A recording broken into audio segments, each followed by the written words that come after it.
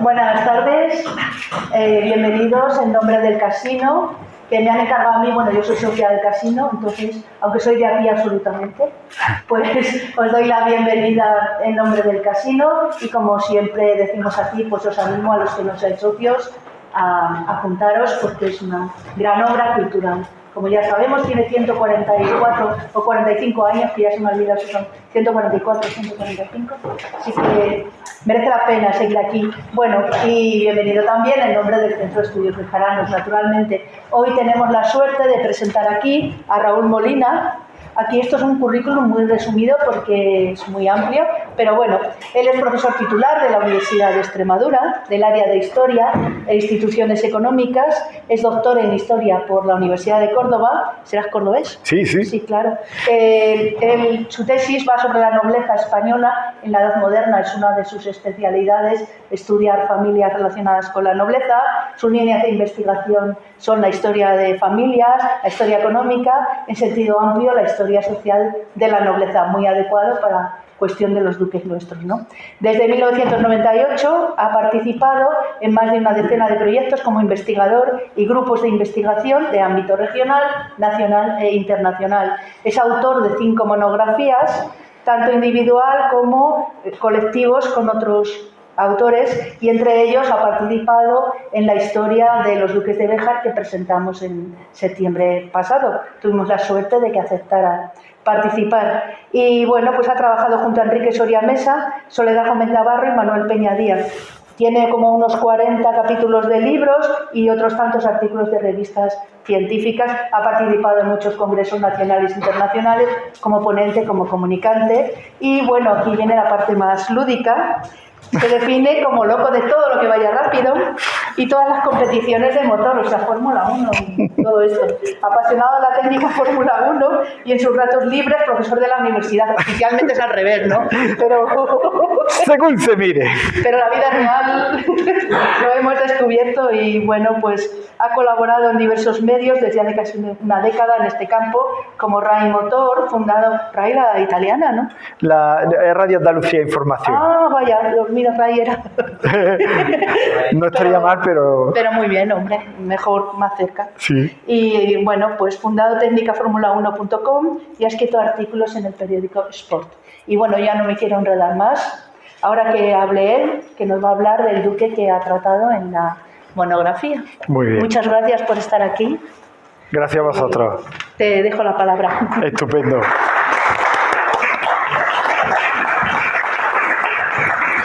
Bueno, muchas gracias, lo primero de todo, por la invitación. Bueno, al casino, por supuesto, al Centro de Estudios Bejaranos, por la invitación para esta conferencia, pero también por la invitación para trabajar en el libro de los duques de Béjar, que curiosamente era una de las familias nobiliarias que yo no había trabajado, la verdad, no había trabajado.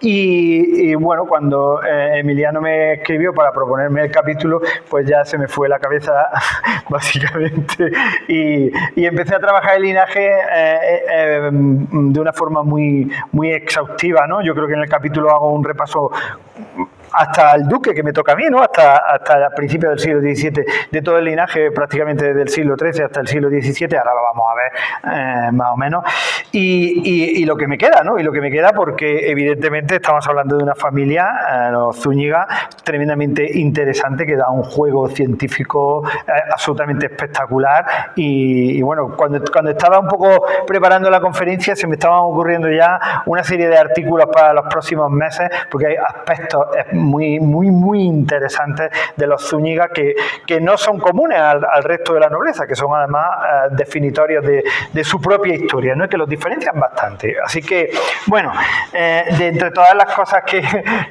me han dicho de mí en la presentación, yo sobre todo soy modernista y dentro de lo que es la historia social y la historia económica, que es donde yo trabajo, ¿no? Donde está mi plaza en la universidad, yo desde el principio de mi carrera investigadora empecé a trabajar la familia, porque entendía que la familia era el núcleo de la sociedad, especialmente en sociedades como la moderna. Así que ahí como está claro que la familia es la reina de la edad moderna, pero también la reina de la sociedad en estos siglos que nosotros vamos a trabajar, pero también expresa de la propia sociedad, ¿no? Como dice un gran autor.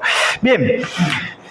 Y claro, en el capítulo que yo escribí, pues hay una impronta de historia de la familia tremendamente grande.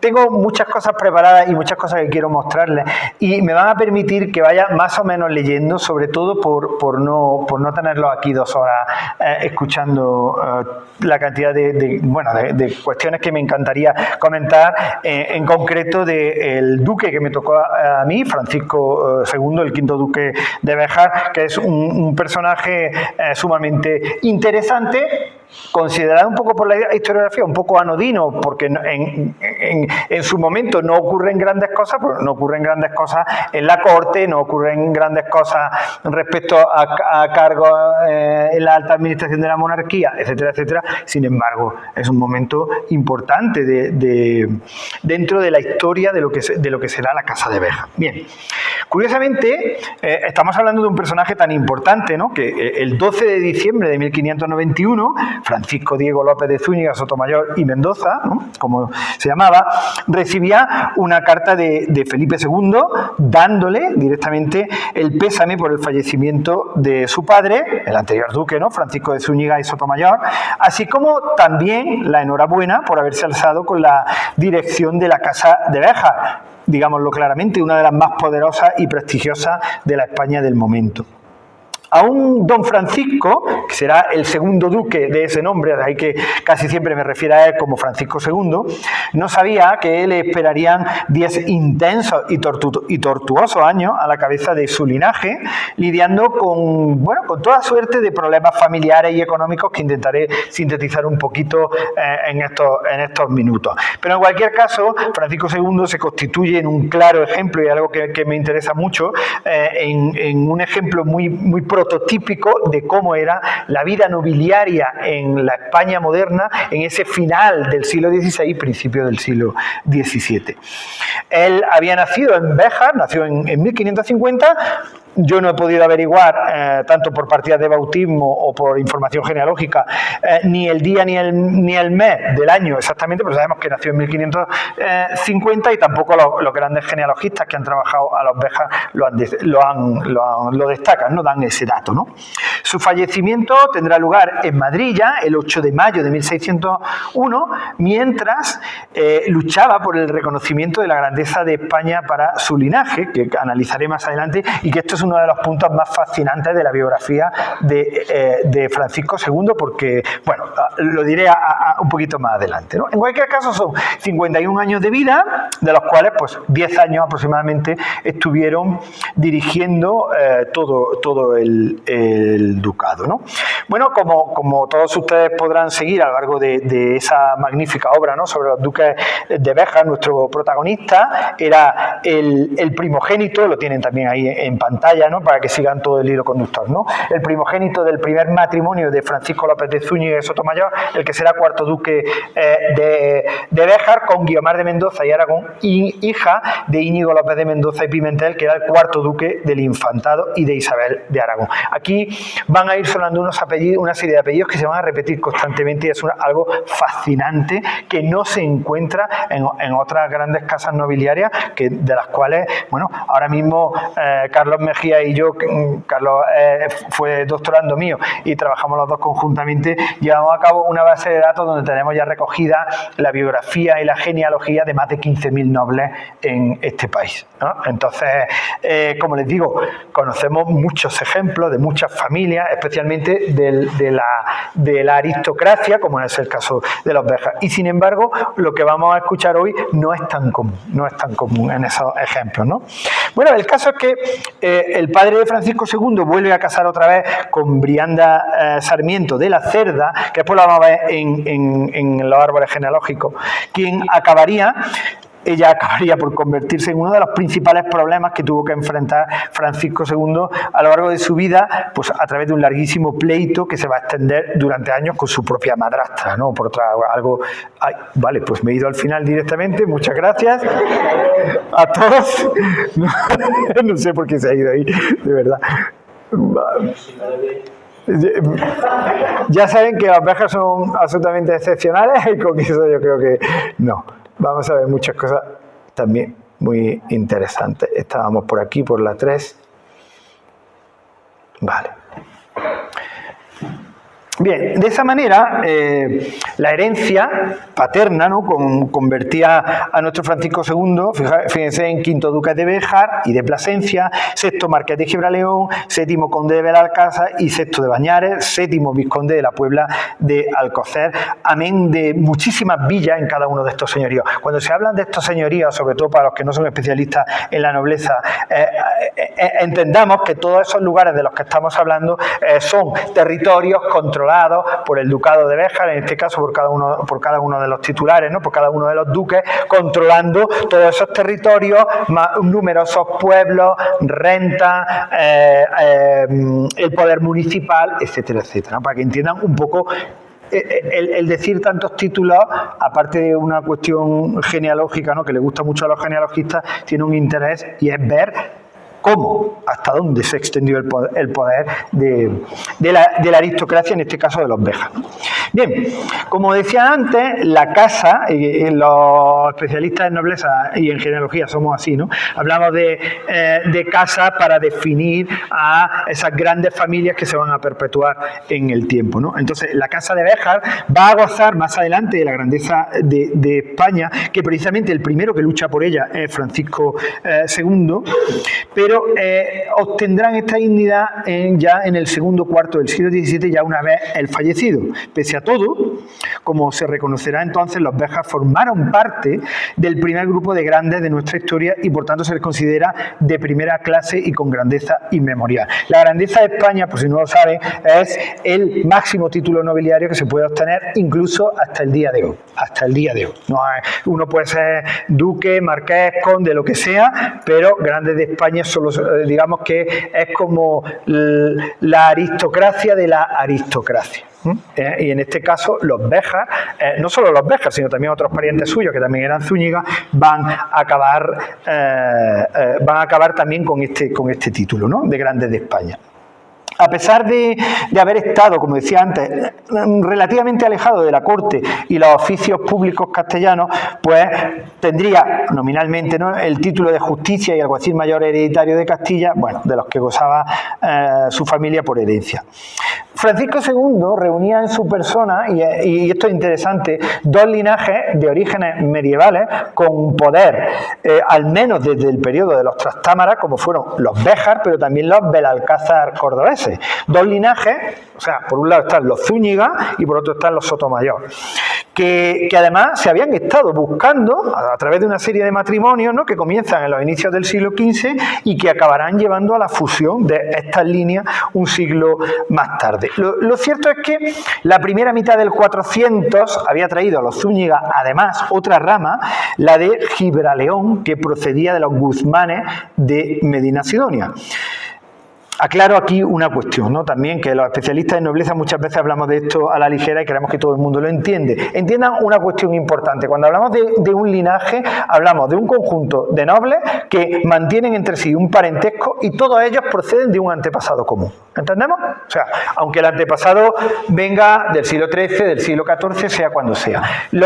Ahora bien, lo que es muy común dentro de la nobleza, y por eso utilizamos el término casa, es que dentro de esos linajes aparezcan numerosas líneas que se van a perpetuar en el tiempo, ¿no? Unos son, pues yo qué sé, en el caso de los Fernández de Córdoba, una línea son los marqueses de Priego, otras son los condes de Cabra, que a fin de cuentas son como familias dentro de ese linaje que se van a perpetuar a lo largo de los siglos. Los Béjar son lo van a ver ahora en un esquema, son una de las ramas de los Zúñiga, hay más.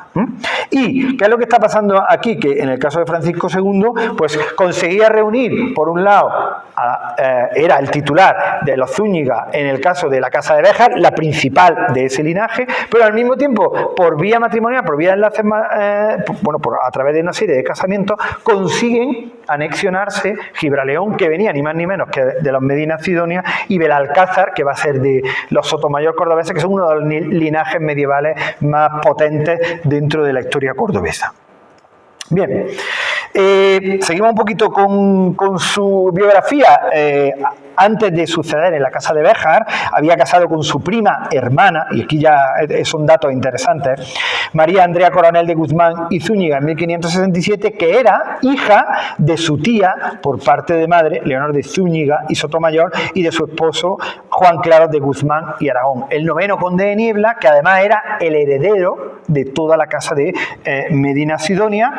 No llega a suceder porque muere en vida de su padre, pero en cualquier caso se trata de un matrimonio tremendamente prestigioso. Estamos hablando de una de las grandes casas, de una de las grandes familias nobiliarias de toda la historia de España, como son los duques de Medina Sidonia. Bien, de ese casamiento nacerán, creo, 9 hijos, porque no lo sabemos con certeza, porque los genealogistas, hay algunos que dicen una cosa, otros que dicen otra. Yo he intentado reunir toda la información, más lo que se encuentra en la documentación archivística, pero claro, cuando la mujer de Francisco II, que muere antes que él, fallece, en el testamento nombra a unos hijos. Cuando muere Francisco II nombra a menos hijos. ¿Por qué? Porque ya no nombra a los que están fallecidos. ¿Entendemos? Con lo cual no es tan fácil. Al menos yo he encontrado 9 vástagos, cumpliendo así, ¿no?, sobradamente además, ¿no?, con una de las obligaciones más importantes que todo titular de la nobleza tenía entre sus funciones. Bien. A ver, permítanme, y yo creo que esta es una de las cosas más interesantes que he descubierto en mi investigación sobre los Béjar, ¿no?, hacer un pequeño paréntesis, o no tan pequeño, ¿no?, para que contextualicemos la figura de nuestro protagonista en el seno de ese linaje Zúñiga que tiene muchas ramas, ¿no? Si no hacemos eso, entonces perdemos una contextualización clara de quién es el personaje, por qué ocurren las cosas que ocurren en su propia biografía. Como decimos los especialistas en familia, y especialmente los que nos dedicamos a la historia moderna, el individuo no es nada en la Edad Moderna. El individuo no es nada porque no existe el individualismo. El individuo lo es todo en el seno de una familia, ¿no? Y tu familia te define a ti, pero claro, el individuo por sí mismo, aunque claro que existe, digamos que existe la libertad individual y que existen las decisiones personales, pero siempre en el seno de una familia. Por eso, los que nos dedicamos a la nobleza y los que nos dedicamos a la historia de la familia, no podemos entender la biografía de un personaje si no es en el contexto familiar, ¿verdad? Esto hay que entenderlo. De hecho, una de mis líneas de investigación, que en los últimos años precisamente estoy intentando desarrollar muchísimo, y yo creo que estamos encontrando cosas muy interesantes, es cómo surge el individualismo. Nuestra sociedad es individualista, ya es tremendamente individualista. Pero ¿de dónde ha surgido ese individualismo? Que nace en el siglo XIX de la noche a la mañana. No es así, ¿no? De hecho, la nobleza nos aporta una información tremendamente útil, donde vemos ya como a lo largo del siglo XVIII empieza a cambiar esas políticas familiares, las tipologías de matrimonio, lo que se hace con la descendencia, y empieza a emerger el individuo y sus decisiones personales, ¿no? Pero aquí, cuando hablamos de matrimonio, no hablamos de amor de ninguna de las maneras. Esto es como pueden entender, ¿no? Cuando explique un poco el poder económico de los Béjar, entenderán que lo que estaba en juego era muchísimo. Bueno, no me voy a detener en las fuentes que en el capítulo que escribí, creo que las relato con bastante detenimiento. Son fuentes, por un lado, archivísticas, especialmente del Archivo Histórico de la Nobleza, pero también fuentes genealógicas de algunos de los mejores genealogistas de nuestro país. Los que somos especialistas en nobleza, por más que les pese a nuestros compañeros que no lo entienden, no entienden hasta qué punto esas fuentes genealógicas son una fuente absolutamente espectacular, ¿no? El trabajo de los genealogistas y la información que nos aportan sobre la nobleza es algo desmesurado, ¿no? De hecho, hace poco escribí un artículo justamente sobre uno de los genealogistas, que en este caso no escribe sobre los Béjar, pero sí sobre otras casas nobiliarias, precisamente destacando hasta qué punto estamos hablando de grandísimos historiadores a los cuales no le llegamos ni a la suela del zapato. Y lo digo así directamente, ¿no? 100 años antes de que la academia se diera cuenta del ascenso social, más de 100 años antes, ya estaba un genealogista, Fernández de Betancourt, poniendo el tema sobre la mesa. ¿no? Pero como nadie lo ha leído y no se ha consultado, no existe. No, no es así. Bueno, en cualquier caso, son fuentes tremendamente interesantes. Gracias a esas fuentes, pues bueno, he podido rastrear los orígenes del linaje Zúñiga, de ese antepasado remoto del cual van a surgir numerosas familias. Pues al parecer el origen de los linajes, ahí ya sí que lo pongo muy entre comillas, porque como no tenemos fuentes históricas que lo puedan avalar, salvo lo que dicen los genealogistas, ahí andamos en un terreno pantanoso. Pero un poquito más adelante, ya en la Edad Media, contamos con fuentes que nos van a permitir hablar con propiedad científica, ¿no? Y con datos reales. Bueno, en principio los Zúñiga son un linaje de origen navarro, ¿no? Bueno, en realidad el Zúñiga es una castellanización del Estúñiga, con E o con S al principio, que además tenían una serie de señoríos en Navarra, pero con todas las guerras dinásticas medievales, cuando Navarra se incorpora a Francia, esto obliga a que estos Zúñiga tengan que huir de Navarra, se establecen en La Rioja, estamos hablando para fecha, aproximadamente 1274, para que se hagan una idea. Y ya era un linaje tan importante que de hecho reciben la protección de Alfonso X, que bueno, compensa a los señoríos que habían perdido, el control territorial que tenían en Navarra, se los compensa dándole, bueno, en concreto los de las Cuevas y Bañares. Aquí tenemos un personaje, Íñigo Ortiz de Zúñiga, que va a ser lo que llamamos el pariente mayor del linaje, al parecer el primer antepasado común de todos ellos, del cual derivan el resto de líneas que van o casas, ¿no?, que van a formar parte del linaje Zúñiga. Vean que tenemos líneas en el País Vasco, La Rioja, Guadalajara, Andalucía, y después ya tendremos también en Castilla. Bien.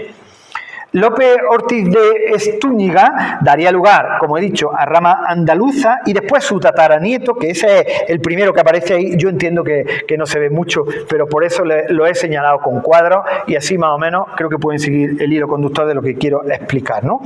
El tataranieto de este López Ortiz de Zúñiga, Diego López de Zúñiga, que lo tienen ahí como el número 1 del árbol genealógico, pues será el origen genealógico de los duques de Béjar, y sin duda tenía su poder especialmente, o radicaba su poder especialmente con el apoyo que tuvo de Enrique III y Juan II, y también de Enrique IV, con el apoyo político que le había dado a estos reyes. Ya en esta época los Béjar, ¿no?, que ya habían surgido, muestran un gran dinamismo económico en relación, entre otras cosas, y es muy interesante esto, con la ganadería, la mesta, y esto les va a llevar a que en 1396 cambien Frías, ¿no? Lo van a cambiar Frías por Béjar. ¿Por qué? Porque, o sea, otro noble tenía Frías, piden permiso al rey, lo cambian por Béjar. ¿Por qué? Porque en Béjar buscaban tenían el control de las cañadas extremeñas y también de Castilla la Vieja, ¿no?, de todas estas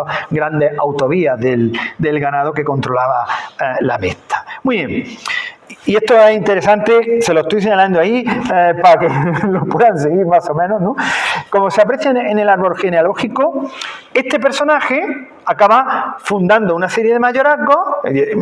Un mayorazgo no es ni más ni menos que la reunión de un conjunto de bienes que no se pueden vender y que se pasan de generación en generación al primogénito, hablando de una manera muy sintética. El caso es que funda una serie de mayorazgos en cada uno de esos hijos, y el resultado es que se van a gestar así nuevas líneas dentro de los Zúñiga que se van a perpetuar en el tiempo, muchas de ellas que llegan hasta la actualidad, ¿vale? O sea, muchas de ellas, algunas de ellas, bueno, todas las que tienen ahí, actualmente hay titulares que tienen esos títulos, y estamos hablando de la Edad Media.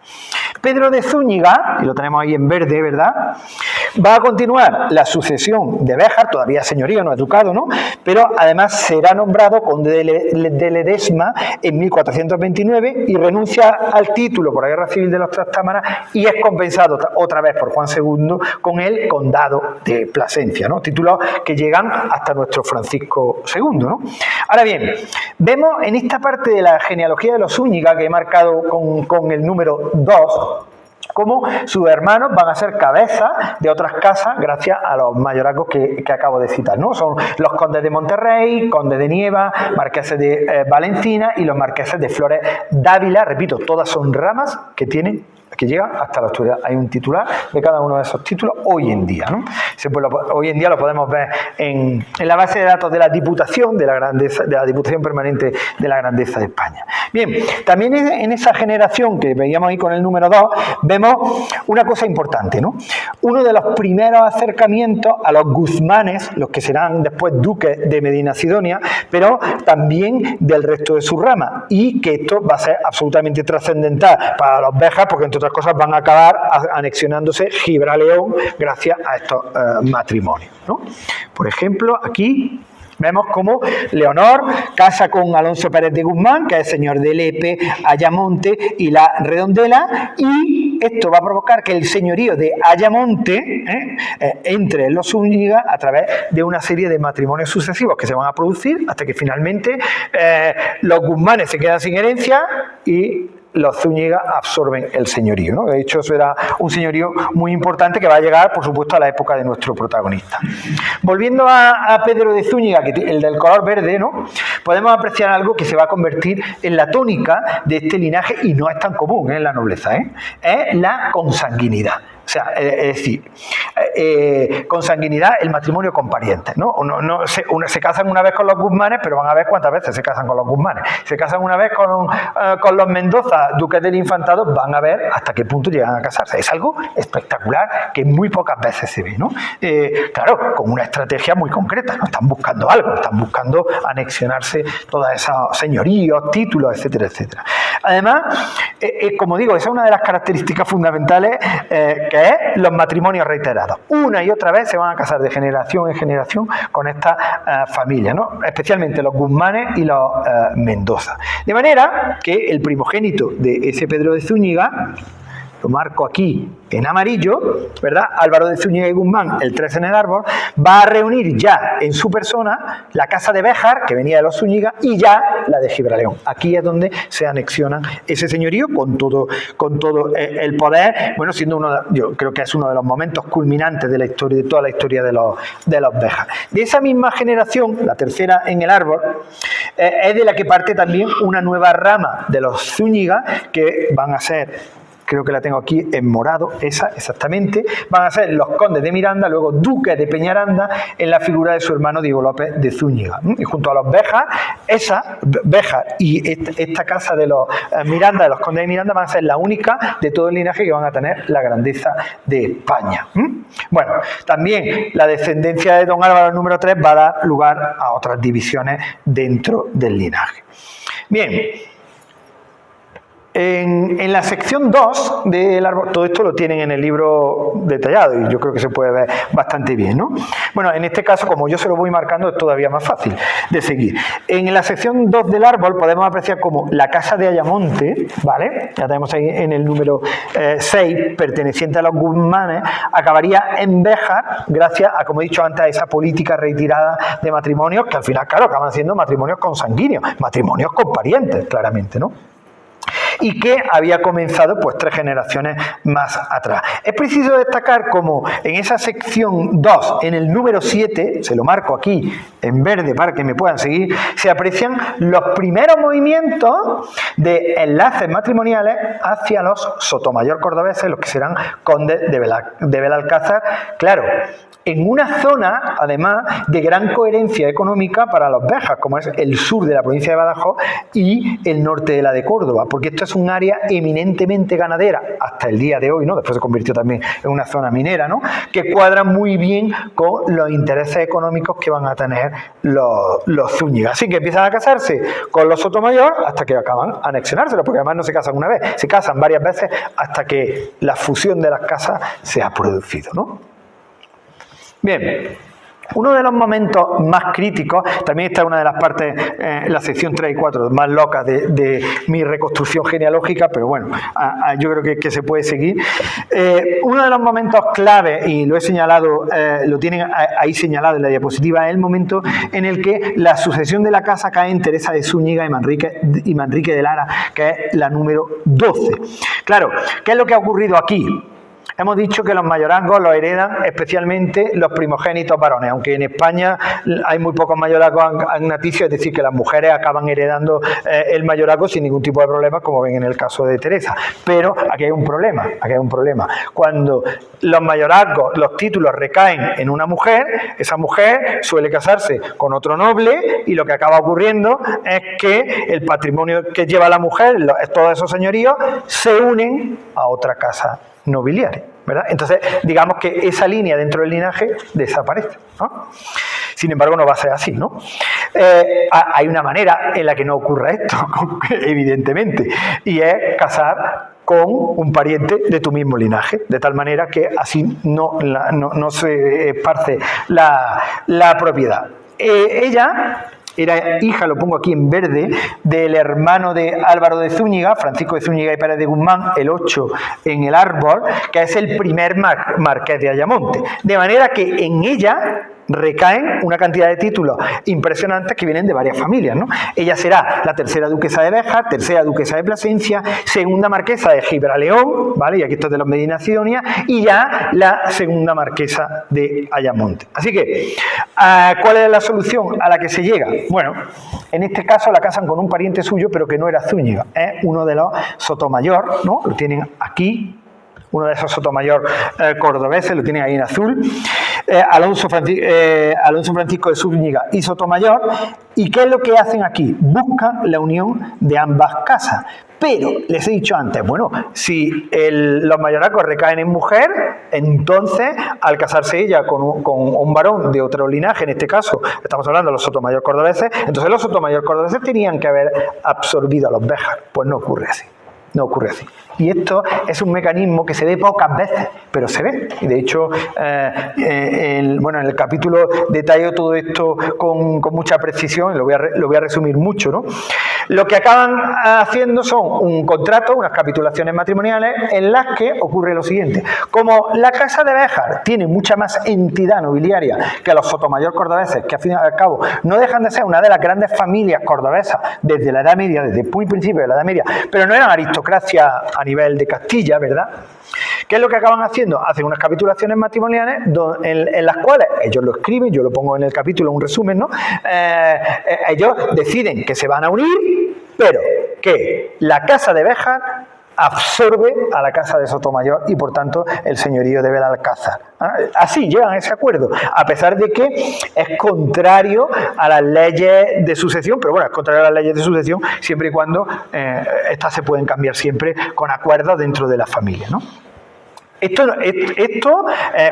hasta el punto de que el marido se compromete a firmar los documentos primero con el apellido de la mujer y después el suyo. Cuando ponen los escudos de armas allí donde tienen que ponerlos, en el primer cuartel de todo, ¿no? Saben que los escudos de armas se dividen en partes, ¿no? Bueno, en el caso de los Zúñiga no tanto, ¿no? Pues el emblema heráldico de los Zúñiga son 2 barras diagonales, no me voy a meter en esta cuestión, siempre tenía que ir en el primer cuartel del escudo de armas, etcétera, etcétera, ¿no? Y además nunca, el marido se compromete a que nunca podía estar firmando ninguna escritura notarial sin poner los apellidos de la esposa y que eso era de los Béjar, ¿no? Básicamente lo que están haciendo es decir, bueno, pues nos hemos fusionado con una casa de mayor entidad y esta es la que predomina. Claro, esto que muchas veces algún historiador y algunos muy muy buenos y de mucho prestigio me ha cuestionado,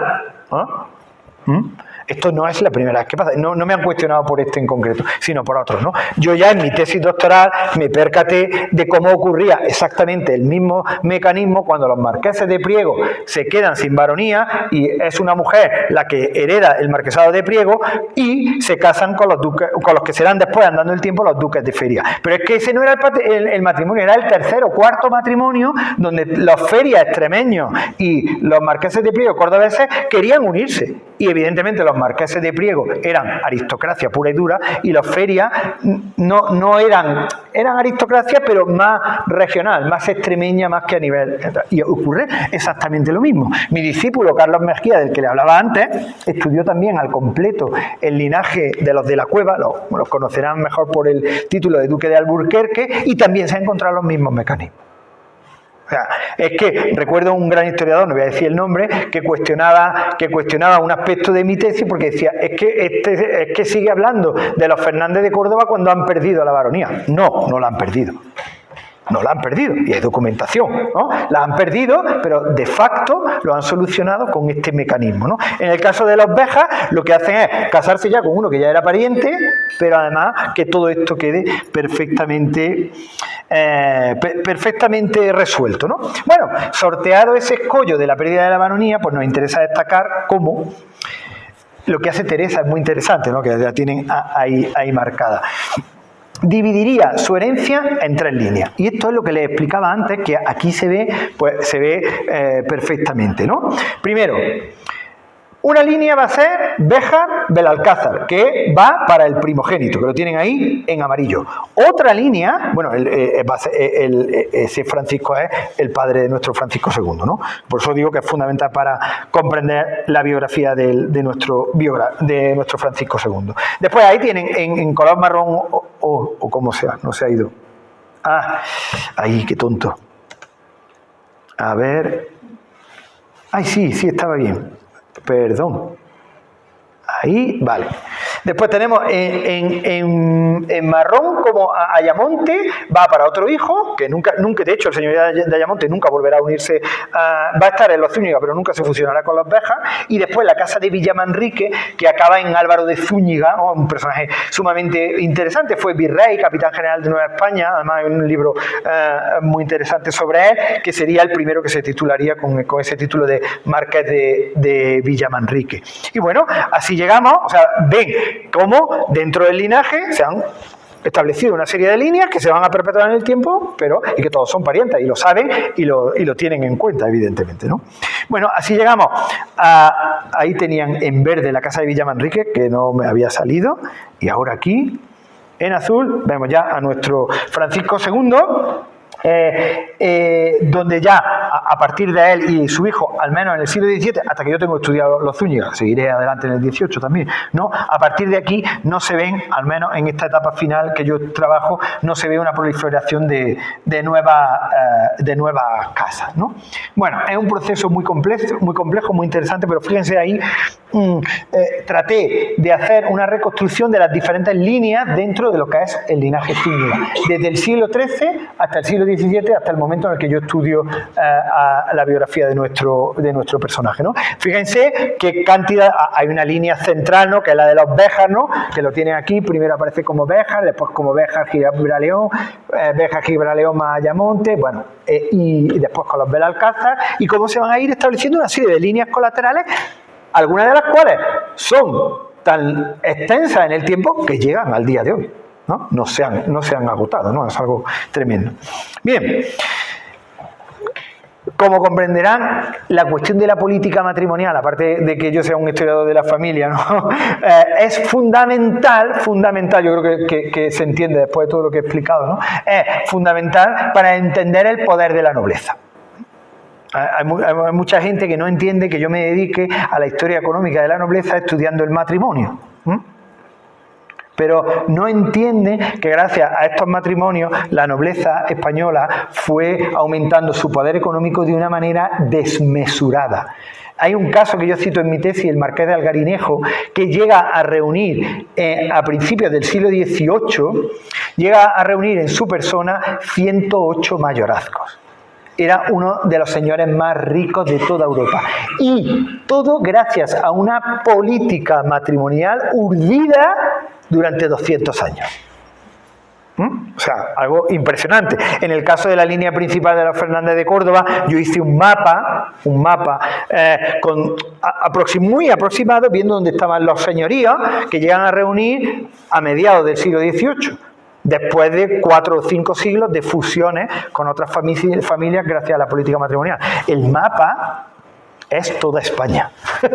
Tienen presencia en todas las regiones del país, ¿no? Después serán los duques de Medinaceli, o sea, algo desmesurado, ¿no? Entonces, claro, cuando hablamos de política matrimonial es un elemento que para estudiar el aspecto económico de la nobleza es clave, y lo vamos a ver, hasta donde me dé más o menos tiempo, ¿no? Lo que yo quiero que entiendan es que gracias a la política matrimonial Los Zúñiga, nuestros Béjar que nosotros estamos estudiando, han ido a lo largo del tiempo aumentando el patrimonio que tienen, el control territorial, el control social, el poder en cuanto a estatus. Cuantos más títulos, más poder se tiene, ¿verdad? Hasta que llegan a la grandeza de España un poquito más adelante, ¿no? Bueno, hay que pensar que los Zúñiga llegan a tener señoríos por La Rioja, Navarra, Castilla la Vieja, Extremadura y Andalucía, ni más ni menos, ¿no? Para que entendamos la extensión del poder económico, territorial, en muchos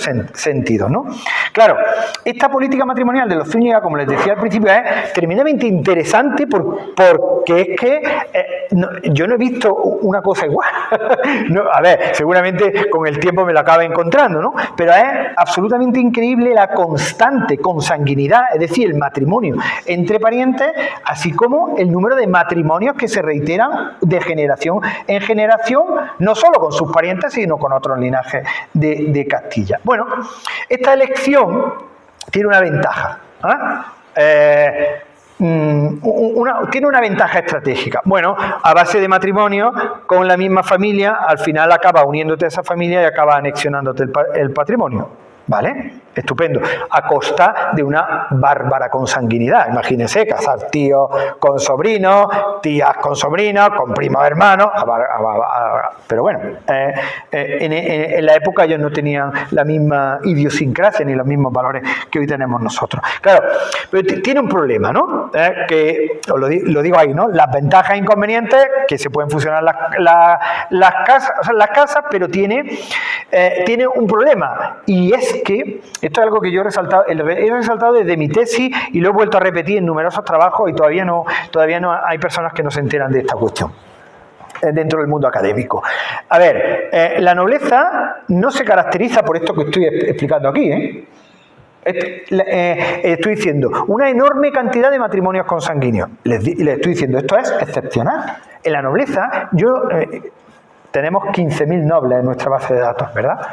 Estamos sacando porcentajes y estadísticas de las estrategias matrimoniales de yo no sé cuántas casas estamos estudiando. Bueno, pues de media nos aparece que aproximadamente un 20% de los matrimonios son consanguíneos.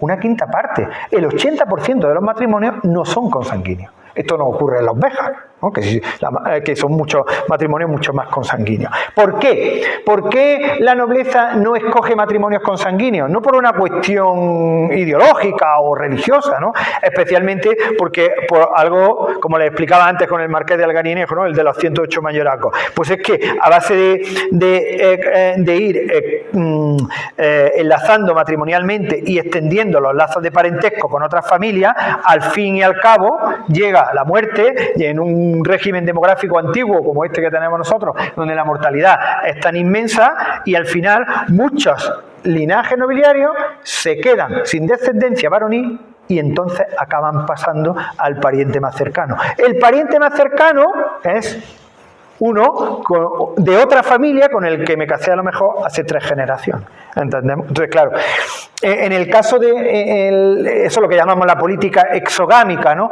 Bueno, en el caso de los Béjar no practican una política exogámica que tiene muchas más ventajas. Aparte de las opciones sobre el patrimonio de otras familias, también las relaciones, el estar relacionado familiarmente con otros grandes linajes nobles abre muchas puertas, ¿no? A través de las redes sociales. Y esto, pues, bueno, pues no va a ocurrir tanto. Como éxito, pues hombre, está claro que esta política les dio sus dividendos. Les dio sus dividendos en cuanto a la fusión con otras casas, como hemos visto, los Guzmanes, los Mendoza, los Sotomayor, eso está clarísimo.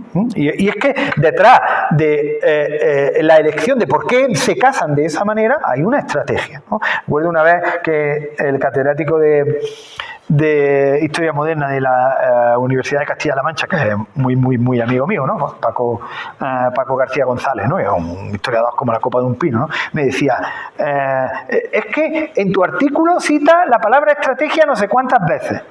Claro, y yo decía, pero Paco, Es que en mi artículo hay 70 casas de la aristocracia española, de gente que era inmensamente rica y que no se casó nunca por amor, ¿no?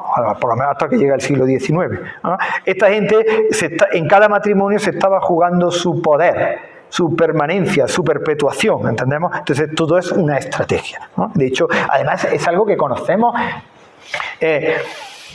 Hay muchos historiadores que detestan la genealogía. A mí me fascina por las potencialidades que tiene de cara a la historia de la familia, ¿no? Pero los que conocemos la genealogía sabemos que en la época, en los corrillos de nobles, se hablaba de genealogía. Tenemos testimonios en documentación escrita de cómo, entre ellos, pues sabes que la hija del marqués de Mendigorría va a heredar todo el patrimonio y no tienen heredero por ningún lado, no sé qué, no sé. Esas eran sus conversaciones, obviamente, ¿no? Estaba el poder en juego. Y esto lo sabemos con documentos que describen esas conversaciones y esas relaciones, ¿no? Entonces, claro, aquí solo hay estrategia, en este sentido sí que es completamente normal, ¿no? Muy rápidamente, ¿no? Volviendo sobre la locura de esos árboles genealógicos. Bueno, ahí tienen en morado o marrón, no sé con el color que depende de la pantalla, ¿no?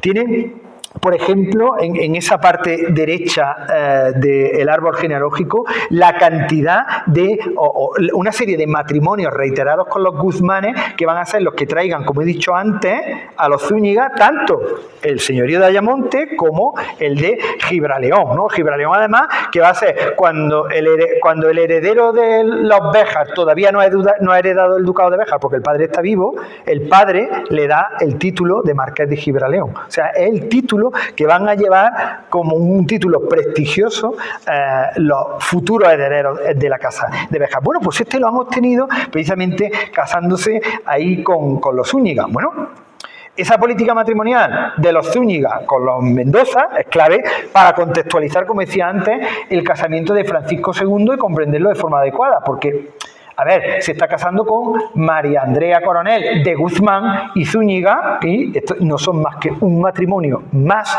dentro de la órbita de los Guzmanes, un matrimonio además con su prima. Bueno, si dirigimos rápidamente la mirada a la parte izquierda del árbol genealógico, estamos ahí en amarillo, pues ahora vemos los matrimonios que los Zúñiga van a hacer continuamente con los Mendoza, los duques del infantado, ¿no? Con la rama principal de los Mendoza. Esos enlaces además se van a producir también en época de Francisco II, precisamente al casar justamente a su primogénito y heredero. Ahí tienen en azul a nuestro Francisco II y como casa a su hijo, que también hay que entenderlo, lo casa con la hija del quinto duque del infantado. De hecho, una generación más tarde, su nieto, el séptimo duque de Béjar, volverá a casar con la hija de la siguiente duquesa del infantado. ¿Verdad? O sea, es alucinante como al final los Zúñiga se casan, nuestros Béjar se casan con el cuarto, el quinto, el sexto y el séptimo duque del infantado, con hijas o hijos de está claro que se están buscando para fusionarse. Bueno, el entroncamiento además con los Mendoza es que no queda ahí, ¿no? Porque